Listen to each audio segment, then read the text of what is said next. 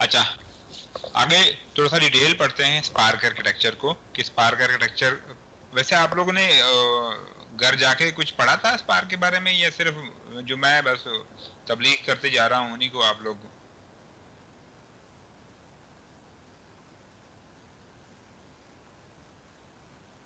पढ़ते भी हैं या पढ़ते नहीं हैं?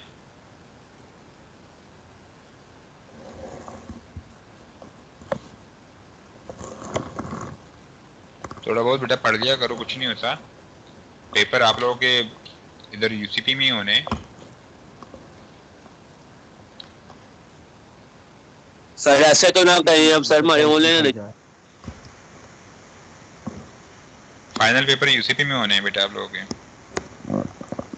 हमने ऑनलाइन देने सर, हमें नहीं पता। बदवाएं दे रहे हैं।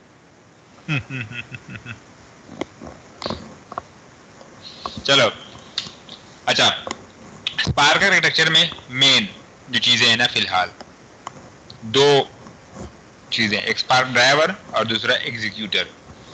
स्पार्क ड्राइवर क्या करता है, ये आपके प्रोसेस जितने भी होते हैं इनको सेपरेट करता है। ये आपके पास जितने भी क्लाइंट साइड से या डेवलपर साइड से जितने भी आपके पास प्रोसेस जिन्होंने एग्जीक्यूट होना है उनको सेपरेट करके एक कंटेक्स्ट क्रिएट करके एक जॉब और उस प्रोसेस से रिलेटेड जितने भी उसके रिसोर्सेज उस प्रोसेस को एग्जीक्यूट होने के लिए चाहिए होती हैं वो एलोकेट करके एग्जीक्यूटर के पास फॉरवर्ड कर लेता है। तो स्पार्क ड्राइवर रिस्पॉन्सिबल होता है कि वो यूजर या डेवलपर से प्रोसेस को एक्सेप्ट कर लेता है और उसके बाद उस जॉब को स्केड्यूल करके उसके लिए जितने भी रिसोर्सेज चाहिए होते हैं वो प्रोवाइड करके एक एग्जीक्यूटर को फॉरवर्ड कर लेता है। और एग्जीक्यूटर आगे क्या करता है, उस टास्क को जो ऑलरेडी ड्राइवर ने रन किया होता है उनको रन करने के आगे वो एग्जीक्यूट करने के लिए शुरू हो जाता है।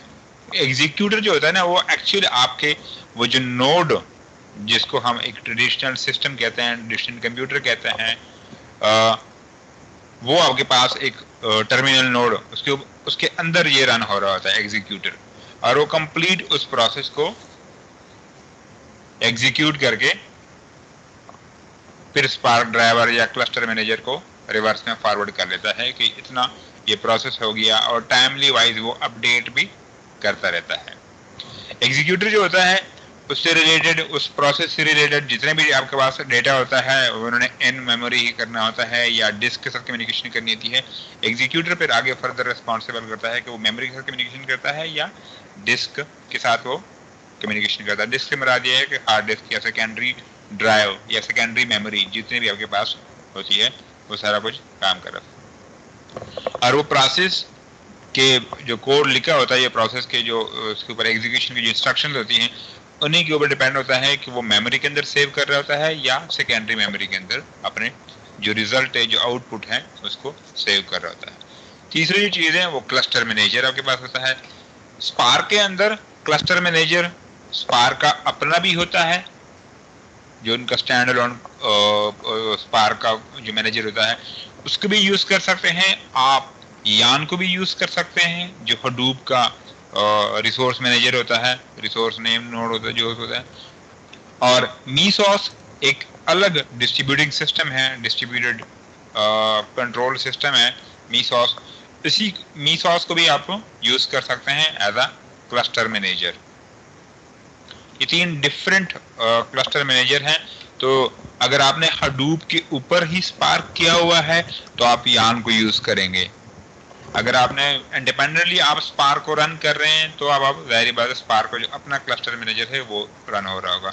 अगर आपने मीसॉस के साथ इसको कॉन्फ़िगर किया हुआ है तो मीसॉस का जो क्लस्टर मैनेजर है वो as a cluster manager treat होगा मीसॉस का। ये मीसॉस भी एक डिस्ट्रीब्यूटेड फ्रेमवर्क के तौर पे काम कर रहा होता है।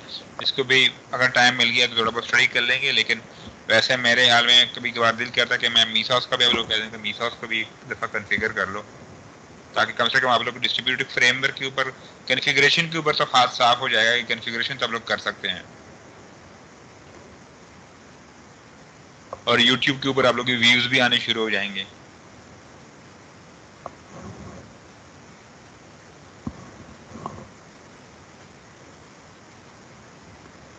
तो यान क्या करता है, यान आपके ये स्पार्क ड्राइवर और नोड के साथ जो कम्युनिकेशन होती है, जो कंट्रोलिंग होती है, जो रिसोर्स मैनेजरिंग होती है, वो सारा कुछ ये क्लस्टर मैनेजर के अंदर आपका ये इन तीनों पे डिपेंड करता है कि इन तीनों में से कौन सा यूज हो रहा होता है।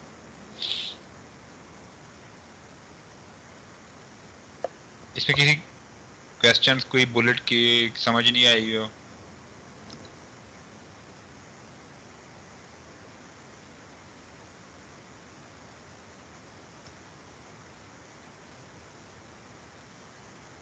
नहीं?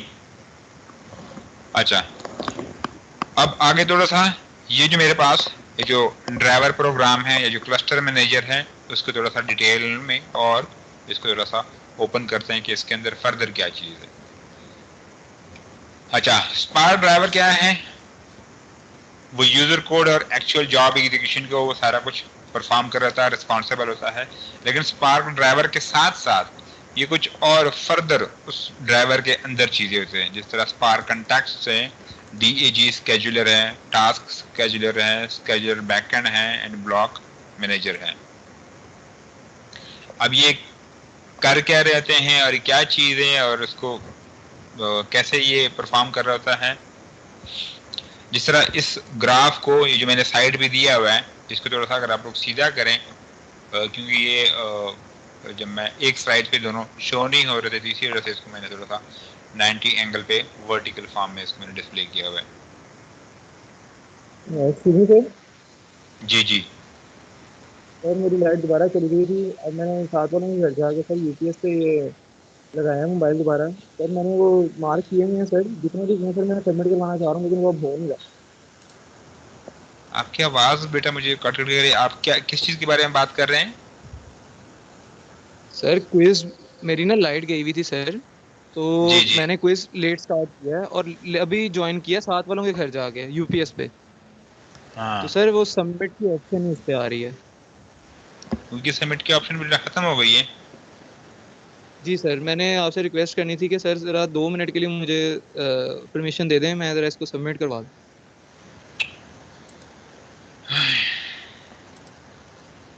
यस सर, दे दें।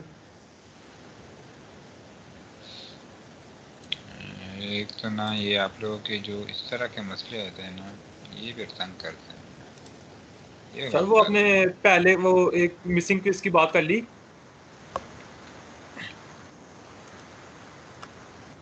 चलो सबमिट करवाओ।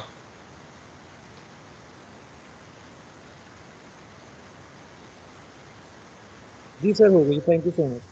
हो गई है? जी sir, thank you sir. Okay बेटा। सर अटेंडेंस आपने ले ली है बाय द वे? अटेंडेंस, हाँ जी। सर मेरी भी प्रेजेंट लगा दें। सर आपकी भी एक लगाई। 18 कर दे टाइम पे।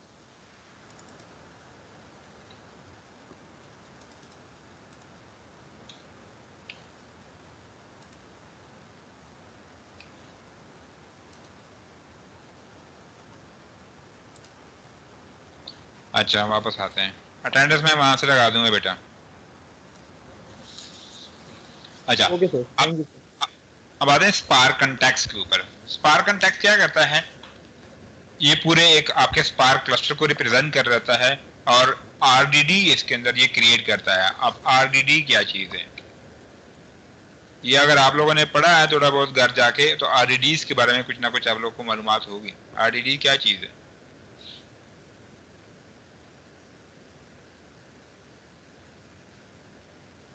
पता आप बता दें। मुझे भी नहीं पता यार, कुछ ना कुछ तो पढ़ के आना चाहिए कम से कम।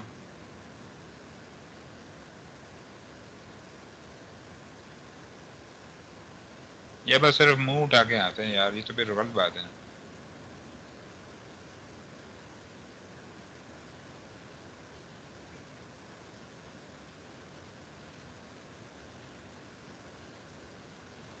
अच्छा, RDD stand for resilient distributed data sets. ये कंप्लीट एक डेटा सेट्स हैं स्पार्क के RDD, और स्पार्क जो फास्टर कंप्यूटेशन कर रहा है और जो स्ट्रीमिंग रियल टाइम स्ट्रीमिंग कर रहा है, उसके बैकएंड के ऊपर भी ये आरडीडी है। आरडीडीज की वजह से ये ऑनलाइन स्ट्रीमिंग कर रहा होता है और ये बैकएंड के ऊपर ये जो फास्ट कंप्यूटिंग कर रहा है। अब ये रिसाइलेंस डिस्ट्रीब्यूटेड डेटा सेट है क्या चीज, इसको थोड़ा सा आगे नेक्स्ट स्लाइड में डिटेल में स्टडी करते हैं क्या क्या चीज है। तो स्पार्क कंटेक्स्ट क्या करता है, एक आरडीडी ग्राफ्स क्रिएट करता है। और आरडीडी ग्राफ्स क्या है, उसके अंदर आपके पास वर्टिसेस होते हैं और एजेस होते हैं, और हर वर्टिस और एजेस के दरमियान वो जो कम्युनिकेशन होती है वो ट्रांसफॉर्मेशन के अगेंस्ट हो रही होती है, क्योंकि आरडीडीज के अंदर दो मेन ऑपरेशन परफॉर्म होते हैं, एक होते हैं ट्रांसफॉर्मेशन और दूसरे होते हैं एक्शन। जब सारी ट्रांसफॉर्मेशन हो जाती है उसके बाद एक्शन ने एग्जीक्यूट होना होता है, लेकिन आरडी पे डिटेल में नेक्स्ट 2 या 3 स्लाइड्स के अंदर उसको एक्सप्लेन कर लेते हैं। तो स्पार्क कंटेक्स्ट कंप्लीट रिस्पॉन्सिबल होता है स्पार्क क्लस्टर का, जो कि क्रिएट करते हैं आरडीडीज और अपने वेरिएबल्स या अपने फंक्शन जितने भी हैं वो सारे के सारे ब्रॉडकास्ट करते हैं। सेकंड नंबर पर आपके पास होता है डीएजी स्केजुलर। जिस तरह मैंने पहले बता चुका हूं कि स्पार्क के बैकएंड के ऊपर आरडीडी एक ग्राफ की शक्ल में आपके पास वर्टिसेस और एजेस होते हैं, और ग्राफ की शक्ल के अंदर आपके पास आरडीडीज क्रिएट हो रही होती है। तो वो ग्राफ कौन सा ग्राफ होता है, वो आपके पास डीएजी डायरेक्टेड एसाइक्लिक ग्राफ होता है, ठीक है। और डायरेक्टेड एसाइक्लिक ग्राफ का जो स्केजुलर है वो क्या कहता है, उसके अंदर डिफरेंट स्टेजेस होते हैं, जॉब की स्टेजेस होते हैं। जिस तरह हम ये यहाँ पे ऑलरेडी स्टडी कर चुके हैं कि स्टेज क्या है, jobs are divided into stages, और स्टेज के फर्दर पे इसके अंदर क्या होते हैं, टास्क होते हैं, और स्टेज के अंदर मैप एंड रिड्यूसिंग वगैरह इस तरह। तो डीएजी स्केड्यूल क्या होता है, उसके अंदर डिफरेंट स्टेजेस वगैरह होते हैं, और हर स्टेज के अंदर आगे फिर जॉब या टास्क असाइन किए जाते हैं, और जो स्टेज है वो आगे फर्दर टास्क स्केड्यूलर को अपने टास्क असाइन कर लेता है कि टास्क स्केड्यूलर ने उन टास्क को रन करना होता है डिफरेंट नोड्स के ऊपर, और सारी चीजें उनको प्रोवाइड करनी होती हैं। अगर कहीं ना कहीं टास्क फेलियर भी हो जाता है तब भी आपने टास्क स्केड्यूलर ने क्या करना होता है, उस टास्क को दोबारा रीरन करना होता है अगर जरूरत हुई, या कुछ और रिसोर्सेज चाहिए होते हैं किसी दूसरे वर्टिसेस से, तो वो भी सारे आपको प्रोवाइड की जा रही होती है टास्क स्केड्यूलर। और स्केड्यूलर बैकएंड जो होता है ये क्या करता है, it backend interface for the scheduling system that allow plug in different implementation. ये आपके different implementation, for example different API जिस तरह, या कुछ मैनेजर रिसोर्सेज होते हैं जिस तरह यान है या मीसॉस है, या कोई और लोकल रिपोजिटरी है जिसने टास्क के अंदर वो मैनेज हो रही, तो स्केड्यूलर बैकएंड ही रिस्पॉन्सिबल होता है उस टास्क को स्केड्यूल करने के या टास्क को एग्जीक्यूट करने के लिए जो रिसोर्सेज या जो और अदर कुछ रिक्वायरमेंट चाहिए होती है, वो स्केड्यूलर बैकएंड का काम होता है कि वो प्रोवाइड करे। और ब्लॉक मैनेजर क्या करता है, block manager provide interface for putting and retrieving blocks both locally and remotely. मसलन आपके लोकली हो गए या किसी रिमोटली जगह पे, अगर उसने अपने डिफरेंट स्टेट्स को स्टोर कराना होता है तो ब्लॉक मैनेजर ही रिस्पॉन्सिबल होता है। जिस तरह ये लास्ट में आपके पास होता है उन डिफरेंट स्टेट्स को स्टोर करने के लिए, क्या वो मेमोरी में हो सकती हैं या डिस्क में हो सकते हैं या किसी अदर लोकल लोकेशन के ऊपर हो सकती है, तो ब्लॉक मैनेजर ही वो इंटरफेस प्रोवाइड करता है कि वो ब्लॉक को रिट्रीव या ब्लॉक को सेव कर सके। तो ये फर्दर आपके जो स्पार्क कंटेक्ट से या जो स्पार्क जो ड्राइवर है वो आपके पास ये फर्दर 5 डिफरेंट आइटम्स के अंदर डिवाइड हुआ है। क्लियर है ये?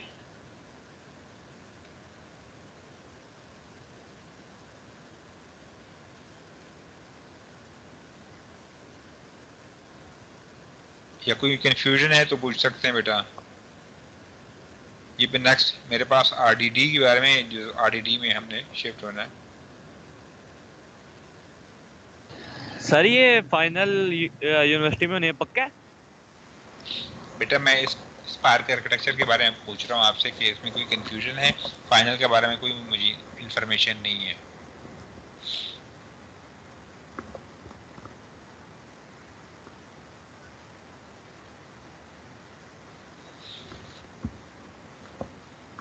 अच्छा, नेक्स्ट है RDD, resilient distributed data sets.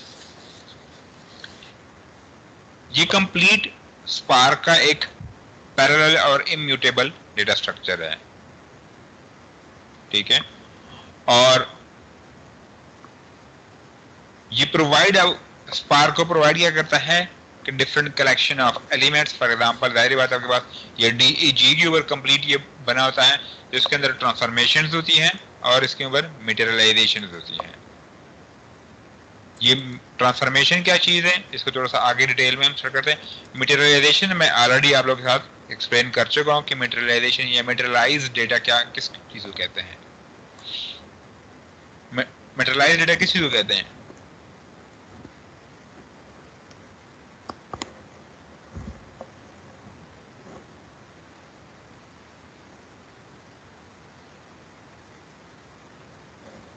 वो डेटा जो ऑलरेडी किसी फंक्शंस ने किसी मेथड के जरिए या किसी और क्यूरी से ऑलरेडी प्रोसेस होके आया होता है, वो आपके पास टेम्परेरी तौर पे सेव है, तो उसको हम मटेरियलाइज्ड डेटा कहते हैं, ठीक है। तो आरडीडी क्या कर रहा है, वो एक रिस्पॉन्सिबल है कि वो मटेरियलाइज्ड डेटा को भी अपने पास सेव कर सके और कुछ ट्रांसफॉर्मेशन एंड एक्शन भी परफॉर्म कर सके। ये ट्रांसफॉर्मेशन नेक्स्ट, क्योंकि काफी डिटेल में इसके हैं, तो नेक्स्ट 2-3 स्लाइड्स के अंदर है। ये इंटरमीडिएट रिजल्ट जितने भी हैं ये अपने पास स्टोर कर रहा होता है। जिस तरह मटेरियलाइज्ड डेटा है, उसके इंटरमीडिएट रिजल्ट जितने भी हैं ये अपने पास स्टोर कर रहा होता है, ताकि बाद में किसी और जॉब के लिए, किसी और टास्क के लिए अगर उसने यूज करना है तो वो यूज कर सके, ठीक है। इसलिए हम इसको कहते हैं स्पार्क इज लेजी, क्योंकि वो ऑलरेडी मटेरियलाइज्ड डेटा को वो यूज कर रहा होता है। और ये जितने भी आपके पास जो डेटा पार्टीशनिंग की होती है, जॉब को डिफरेंट टास्क में डिवाइड करने के लिए या किसी एक यूजर रिक्वेस्ट को डिफरेंट स्टेजेस में डिवाइड करने के लिए ये कंट्रोल कर रहता है उनकी पार्टीशन वगैरह को भी, ताकि वो ऑप्टिमाइज वे से प्लेस हो जाए, ऑप्टिमाइज वे से टास्क एग्जीक्यूट हो सके। तो आरडीज उनके भी ये एक रिस्पॉन्सिबल होता है और उनके पास डिफरेंट फाइल सिस्टम डेटाबेस से या फाइल से या प्लेन फाइल से या एच बेस से, हडूप के जो है या हडूप के डिस्ट्रीब्यूटेड फाइल सिस्टम से वो रिस्पॉन्सिबल होता है कि वो उनके वो स्टोरेज को इन एंड आउट को प्रॉपरली वो मैनेज कर सकें। अगर रीड करना है या राइट करना है या पब्लिश करना है या सब्सक्राइब करना है, ये कंप्लीट आरडीडी उसी का रिस्पॉन्सिबल होता है, या फ्रॉम अनदर आरडीडी। क्योंकि स्पार्क में ये नहीं है कि सिर्फ एक आरडीडी क्रिएट हो गई तो एक आरडीडी रन हो रही है, इसके अंदर मल्टीपल आरडीडीज क्रिएट हो रही है और वो मल्टीपल आरडीडीज आपस में कम्युनिकेशन कर रही होती है, आपस में डेटा शेयर कर रही होती है। इसके फर्दर जो एग्जीक्यूशन ग्राफ है, ये सब आप लोगों को समझ आ जाएगी कि इसकी आपस में, ये ग्राफ की शक्ल में होता है और ग्राफ के डायरेक्टेड एसाइक्लिक ग्राफ की शक्ल में होता है, और डायरेक्टेड एसाइक्लिक ग्राफ के अंदर आपके पास आरडीडीज क्रिएट हो रही होती है। तो एक आपके पास एक पेरेंट आरडीडीज होती है, फिर फर्दर आगे और डायरेक्टेड एसाइक्लिक ग्राफ की शक्ल में आरडीडीज क्रिएट हो रही है, फिर आरडीडी का फर्दर आरडीडी फिर पेरेंट चाइल्ड वाला कंसेप्ट इसके अंदर हो रहा होता है। इसमें लिखा हुआ है कि store information about parents RDD, मतलब वो पेरेंट्स आरडीडी के बारे में अपनी इन्फॉर्मेशन स्टोर कर रहा है कि मेरे पास जो उससे पहले प्रीवियस जो आरडीडी है वो कौन सी है या प्रीवियस नोड कौन सा है। फॉर एग्जीक्यूशन किस चीज के लिए? For execution and optimization pipelining के लिए। अगर कहीं ना कहीं फेलियर हो जाती है, फॉर एग्जांपल मैं नोड 14 पे हूँ और नोड 14 मेरे पास फेल हो जाता है, तो नोड 14 को इन्फॉर्मेशन होना चाहिए कि मेरे जो आरडीडी है, जो मेरे पेरेंट आरडीडी है वो कौन सी है, नोड 12 है या नोड 13 है या नोड 11 है। वो नोड 11 भी हो सकती है, नोड 12 भी हो सकती है या नोड 7, कोई भी आपके पास हो सकता है। क्योंकि ग्राफ है तो ये जरूरी नहीं है कि ग्राफ आपके पास ट्री स्ट्रक्चर में आया हुआ, तो ग्राफ किसी भी नोड से आपके पास एक उसका चाइल्ड बन सकता है ना। तो जब नोड 14 फेल हो गया और उनको पता है कि मेरे पास नोड 7 मेरे पेरेंट आरडीडी है या नोड 13 मेरे पेरेंट आरडीडी है, तो उनको दोबारा रिक्वेस्ट कर लेता है और वहां से वो दोबारा रिकम्प्यूट कर लेता है अपना डेटा, जितना भी होता है जो फेल हुआ था या जितना भी उनको रिक्वायर डेटा चाहिए होता है वो दोबारा रिकम्प्यूट करके उनको फॉरवर्ड कर लेता है।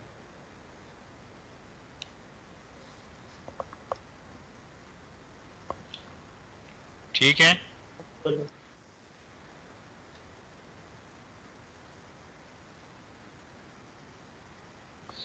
अच्छा, ये है आरडी ऑपरेशंस, जिसमें मैंने आपको बताया था कि यहाँ पे चेक करो ट्रांसफॉर्मेशन को मैं बाद में लीजिए। तो ये ट्रांसफॉर्मेशंस और ये वो आरडी की ऑपरेशंस है। अब आरडी जो ट्रांसफॉर्मेशन है ये है क्या चीज एक्चुअली?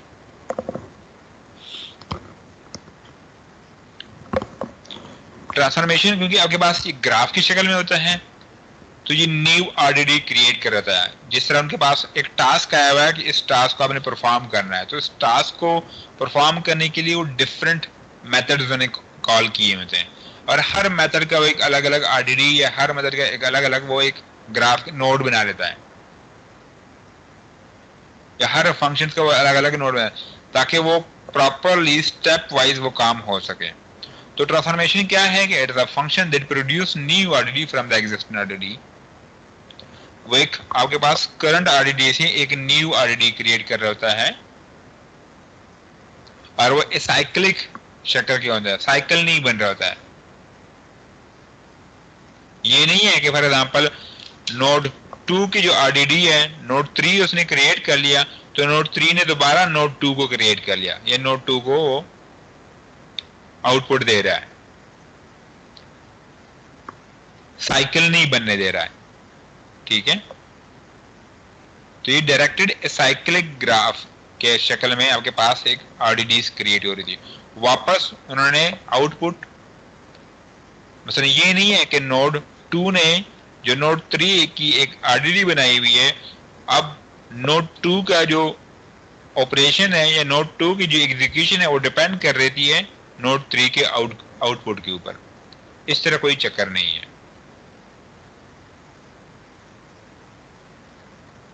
ठीक है, नोड 2 इंडिपेंडेंटली रन हो रही है। अब नोड 3 जो है, नोड 3 या आरडीडी 3 जो है वो डिपेंड कर रही है आरडीडी 2 के आउटपुट के ऊपर। तो इसलिए इसको कहते हैं एसाइक्लिक डायरेक्टेड एसाइक्लिक ग्राफ।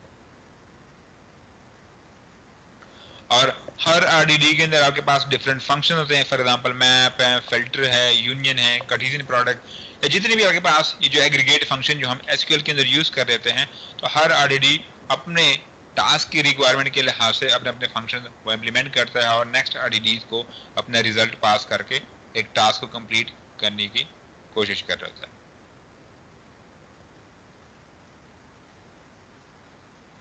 इसलिए उसे कहते हैं ट्रांसफॉर्मेशन।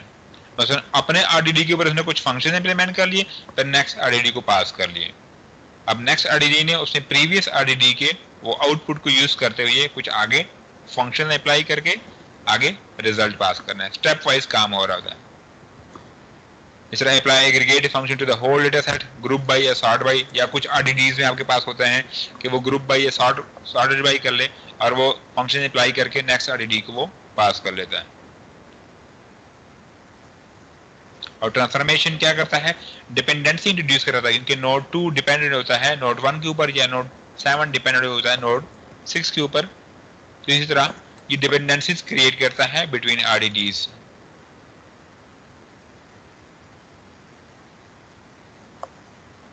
और ट्रांसफॉर्मेशन फंक्शनैलिटी प्रोवाइड करता है रिपीटेशन टास्क की। इसमें ये नहीं होता क्योंकि ये ग्राफ की शक्ल में है। अब फॉर एग्जांपल आरडीडी 7 ने कोई ग्रुप बाय या सॉर्टेड बाय करके कोई एक फंक्शन अप्लाई किया हुआ था और उनके पास वो डेटा आ गया आरडीडी 7 में। अब एक न्यू टास्क आ गया, टास्क 7 या टास्क 3, और आरडीडी 3 को ये ग्रुप बाय या सॉर्टेड बाय का फंक्शन अप्लाई करना है। तो टास्क जो आरडीडी 3 है वो उन्होंने आरडीडी 7 का रिजल्ट यूज करके वो अपने आप को अपने टास्क को कंप्लीट कर सकता है। ये ट्रांसफॉर्मेशन जो है ये कंप्लीट आपका एक सूडो कोड, इसको समझ ले कि ये कंप्लीट आपका एक कोड है, या कहाँ चला गया, ये कंप्लीट आपका एक कोड है। और कंप्लीट मतलब एक आपने सारे स्टेप्स लिखे हुए, कोड लिखा हुआ है। एक्शन जो काम करता है वो ट्रिगर है उस कंप्लीट ट्रांसफॉर्मेशन के अंदर। जितनी भी आपने चीजें लिखी हुई हैं, जितने भी आपने स्टेप लिखे हुए हैं, कैसे कैसे काम करना है और क्या करना है, एक्शन उस ट्रांसफॉर्मेशन के अंदर जितने भी स्टेप्स आपने लिखे हैं उसको एग्जीक्यूट करना होता है। तो एक्शन जो है वो एक्चुअली सबसे लास्ट में एग्जीक्यूट या सबसे लास्ट में ट्रिगर होता है, जब ये ट्रांसफॉर्मेशन से पहले सारे ये काम हो जाए, कंप्लीट एक स्ट्रक्चर ड्रा हो जाए और उसके अंदर लिखा गया कि हाँ जी पहले कौन सा फंक्शन यूजर है, फिर कौन सा है, फिर कौन सा है। इस तरह हर आरडीडी के अंदर अपने अपने फंक्शंस हैं और उसके बाद एक्शन ने एग्जीक्यूट होना है, उस पूरे ट्रांसफॉर्मेशन को वो एग्जीक्यूट करता है। एक्शन क्या करता है, उस पूरे ट्रांसफॉर्मेशन के अंदर जितने भी स्टेप्स लिखे होते हैं सारे के सारे वो एक्शन एग्जीक्यूट करता है जब and use to materialize computation results. क्योंकि जाहिर बात है आपने ट्रांसफॉर्मेशन के अंदर कुछ ना कुछ किया था कि मटेरियलाइज रिजल्ट को यूज करे, फलाने आरडीडीज के अंदर ये रिजल्ट पड़ा हुआ है या फलाने आरडीडीज के अंदर ये ऑलरेडी आउटपुट पड़ी हुई है, उसको यूज करे, तो एक्शन वही रिस्पॉन्सिबल होता है उस आरडीडी से मटेरियलाइज रिजल्ट को यूज करने के लिए। और ये कुछ एक्स्ट्रा काम भी कर रहा था, जिस तरह लिखा हुआ है कि फॉर एग्जांपल इन मेमोरी या डिस्क के अंदर स्टोर कराना है या कैशे या कहाँ पे स्टोर कराना है। और साथ में ये चेक पॉइंट्स भी रख रहा होता है आरडीडीज की लाइनेज का। अब आरडीडी लाइनेज क्या चीज है?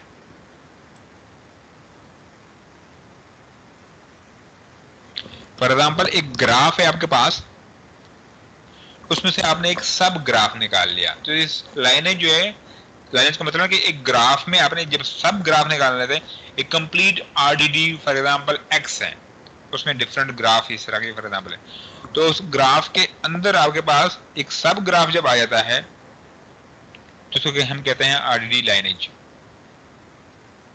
तो चेक पॉइंट भी स्टोर कर रहा होता है कि कौन सा सब ग्राफ बन सकता है, कौन सा सब ग्राफ नहीं बन सकता। तो सब ग्राफ के जो चेक पॉइंट है उनको भी स्टोर कर। फॉर एग्जांपल मेरे पास है डेटा लोडिंग और प्री प्रोसेसिंग, तो लोडिंग और प्री प्रोसेसिंग ये एक सब ग्राफ हो गया। फिर आगे एक ग्राफ है मैपिंग एंड सॉर्टिंग, ये एक सब ग्राफ हो गया। आगे फॉर एग्जांपल विजुअलाइजेशन और आउटपुट किसी फाइल के अंदर सेव करना, ये एक सब ग्राफ हो गया। तो ये तीनों सब ग्राफ मिलके एक कंप्लीट एक ग्राफ बना लेता है, लेकिन इसके अंदर फिर सब फर्दर सब ग्राफ हैं, लोडिंग एंड प्री प्रोसेसिंग का, मैपिंग और रिड्यूसिंग का, विजुअलाइजेशन और स्टोरेज का। तो ये तीनों मिलके आपको एक पास एक कंप्लीट ग्राफ बन रहा है किसी एक टास्क को कंप्लीट करने के लिए, लेकिन इसके अंदर फर्दर छोटे छोटे लाइनें लगे हुए सब ग्राफ हैं। तो उन चेक पॉइंट्स का भी ये अपने पास स्टोर कर रहा था, अपने चेक पॉइंट को स्टोर कर रहा था कि कौन से सब ग्राफ है, कौन से सब ग्राफ नहीं है।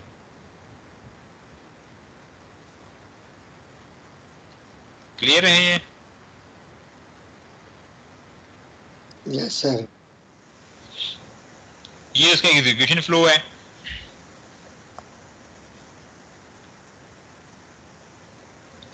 चेक करो, ये मेरे पास आरडीडी 1 है, आरडीडी 2 है, एक न्यू आरडीडी क्रिएट हो गया और फिर एक न्यू आरडीडी क्रिएट हो गया।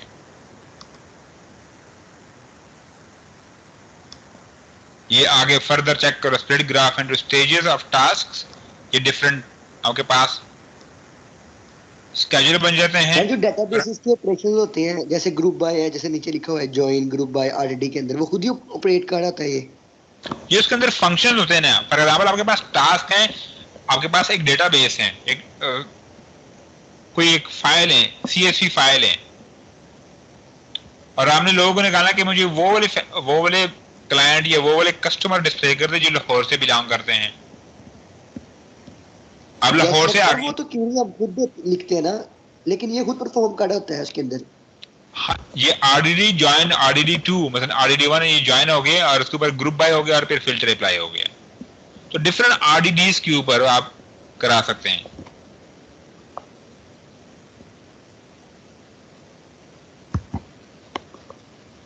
सर मैं ये नहीं कह रहा, मैं कह रहा हूँ कि वो तो हम मतलब कि जो क्वेरी लिखते हैं वो हम खुद लिखते हैं सिचुएशन को देख के कि क्या उसने हमसे मांगा। यहाँ पे भी आपको खुद ही लिखना पड़ेगा, यहाँ पे भी आपको खुद ही लिखना पड़ेगा।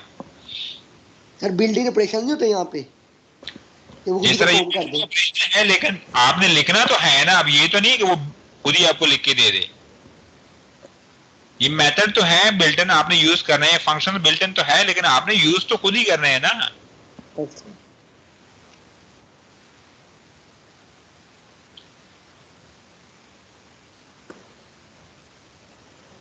आपने यूज तो खुद ही करने हैं उनको।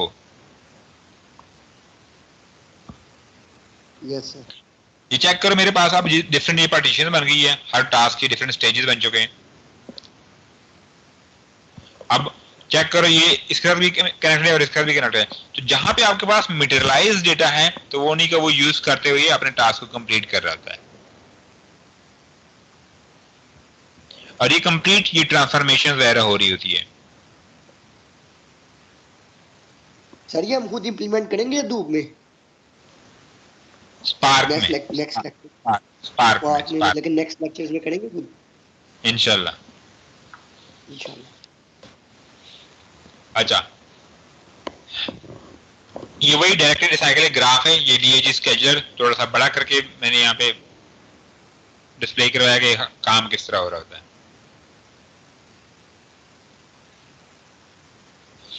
अच्छा, अब जो ट्रांसफॉर्मेशन भी है ना, ट्रांसफॉर्मेशन भी आपके पास दो किस्म की होती है, एक नैरो होती है और एक वाइड होती है।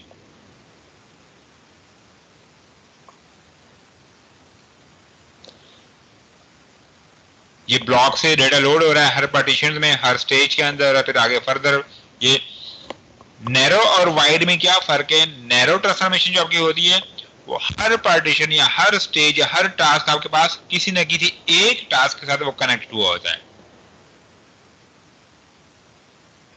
जिस तरह ये हुआ है, शफलिंग नहीं हुई, उसमें शफलिंग नहीं हुई। यहां पे क्या है ट्रांसफॉर्मेशन में? यहां पे ट्रांसफॉर्मेशन में आपके पास एक टास्क सारों के साथ कनेक्टेड है।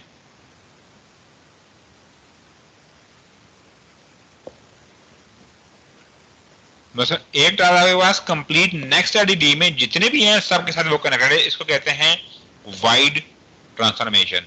जो नैरो ट्रांसफॉर्मेशन है, नैरो ट्रांसफॉर्मेशन ये है कि वो किसी एक के साथ कनेक्ट होना चाहिए, सारों के साथ की जरूरत नहीं है। इसको कहते हैं नैरो ट्रांसफॉर्मेशन।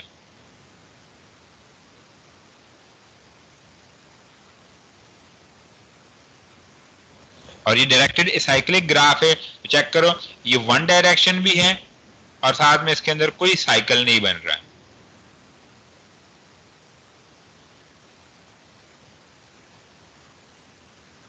अगर आप इसको गौर से देख रहे हैं तो इसके अंदर कोई साइकिल भी नहीं बन रहा और वन डायरेक्शनल भी है। तो डायरेक्टेड मतलब डायरेक्शन इसके अंदर हुई हुई।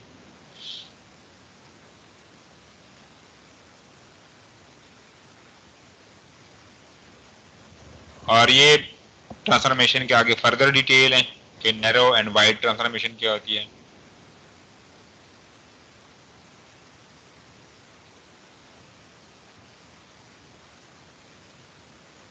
जिस तरह चेक करो मैपर और फिल्टर वगैरह हमने यूज किए हुए हैं उसके अंदर।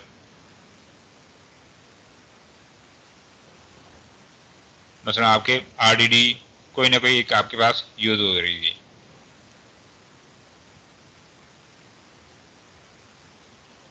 और जो आपके पास जॉइन वाले जो शफल है या जो वाइड ट्रांसफॉर्मेशन है वो आपके जितने भी आपके पास ये पार्टीशन रह रहा है, जितने भी आपके पास ये जॉब है या टास्क है, वो आगे फर्दर सबसीक्वेंट जो RDD है उसके हर टास्क के साथ वो कनेक्ट हुई होगी। लेकिन जो नैरो में है, नैरो में ये इस तरह का कोई चक्कर नहीं है, इसलिए इसको कहते हैं पाइपलाइनेबल भी कहते हैं। सर एक ही सिंगल के साथ करने तो एक ही पाइपलाइन बन रहा होता है।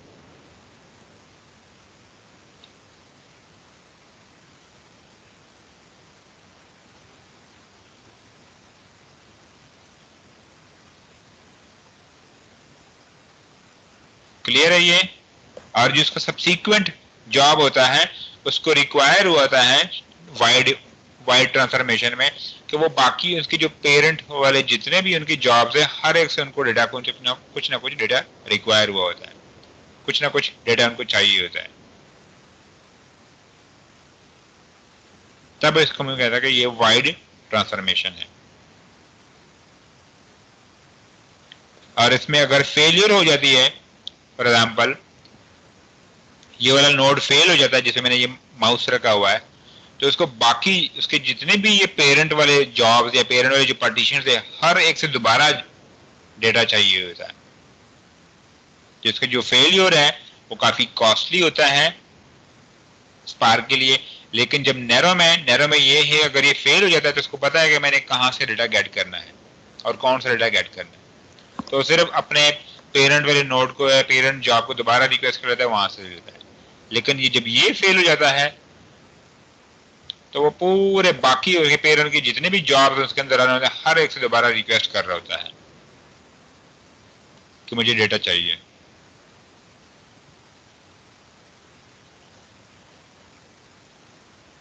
क्लियर है ये? तो आपके पास ट्रांसफॉर्मेशन की भी दो किस्में आ रही है, एक नैरो पाइपलाइनेबल जिसे हम कहते हैं कि एक ही पाइपलाइन पेरेंट और चाइल्ड के दरमियान होती है, और दूसरे होते वाइड जो आपके सब्सिक्वेंट जो चाइल्ड पार्टीशन है वो पेरेंट के जितने भी उसके अंदर जॉब्स कंप्लीट हुए थे हर एक से वो कनेक्ट हुआ होता है और हर एक से उनको डेटा चाहिए होता है।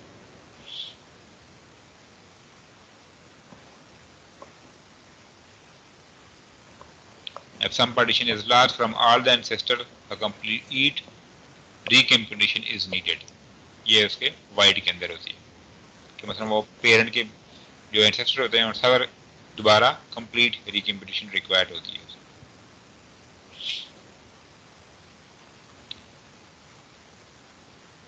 ये चेक करो, ये आपके पास स्टेज 1 और स्टेज 2 के वाइड ट्रांसफॉर्मेशन हो रही है,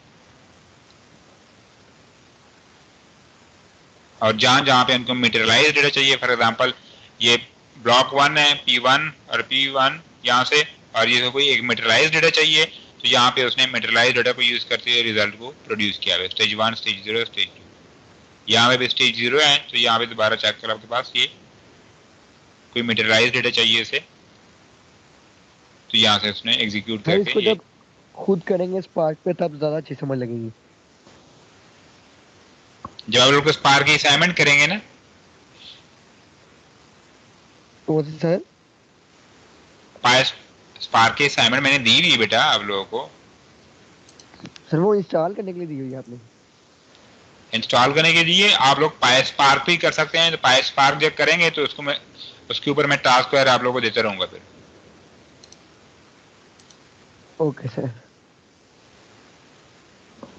नेक्स्ट है थैंक यू। ओके सर, अल्लाह हाफिज।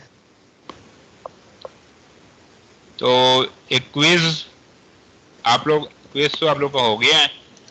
जो नेक्स्ट असाइनमेंट है असाइनमेंट 3 वो 10 तारीख को जमा करानी है आप लोगों ने। Yes sir.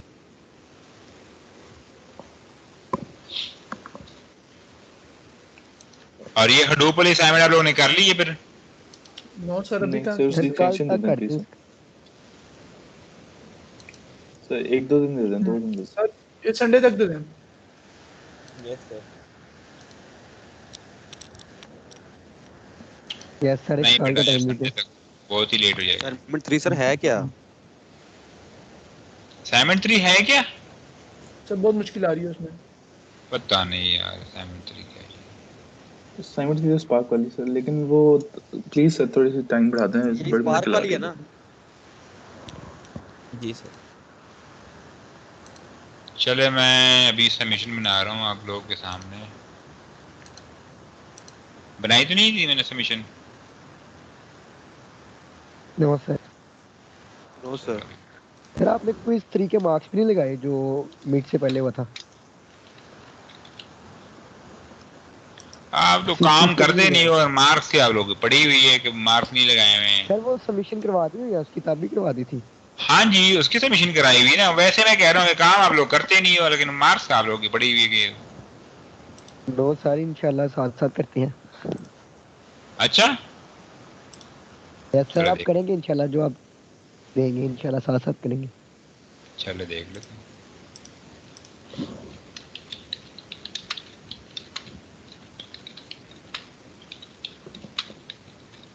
सर गुस्सा ना किया करें। सर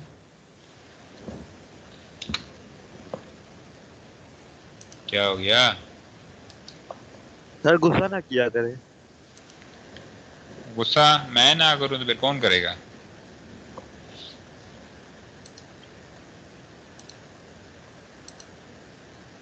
सर मैं जो वीडियो अपलोड करूंगा अगर उस पे ऐड है ना तो सर आपने पूरा देखना है, स्किप नहीं करना। हाँ मैं पूरा लिखूंगा बिल्कुल। वो असाइनमेंट 3 की वो सबमिशन ही नहीं बन रही यार।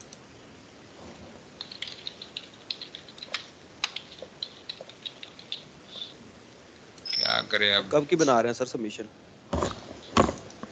बना रहा हूँ, 1 मिनट बना रहा हूँ।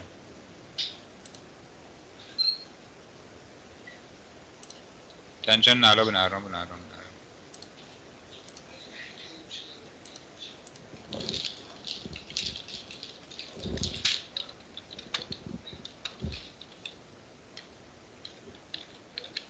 हैदराबाद का बहुत जल्दी की बना दे सर। हो गई सबमिशन, ये बन गई, मैंने बना ली है, तो काइंडली सबमिट करवा लो लिंक। ठीक हो गया सर। ओके बेटा, अल्लाह हाफिज। ओके अल्लाह सर, अल्लाह हाफिज सर। हाफिज। आज वाला क्विज आपने रिटर्न कर दिया सर? अभी मैं रिटर्न कर लेता हूँ, टेंशन ना लो।